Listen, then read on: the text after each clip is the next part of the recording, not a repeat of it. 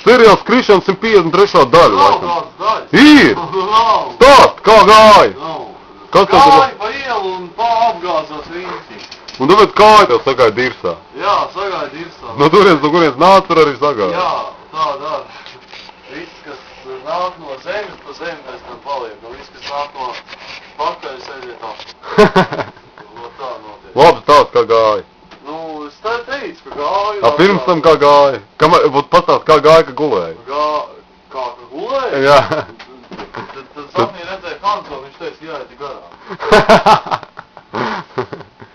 Viņš tā pats darot un saka, citiem ir tā... Pasaka šitos pašus vārdus, tikai filozofiski. Kuros?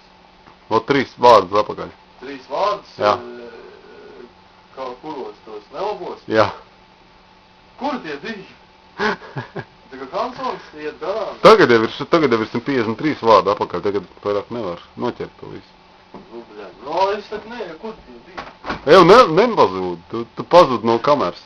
Es slēpos, ierakumos.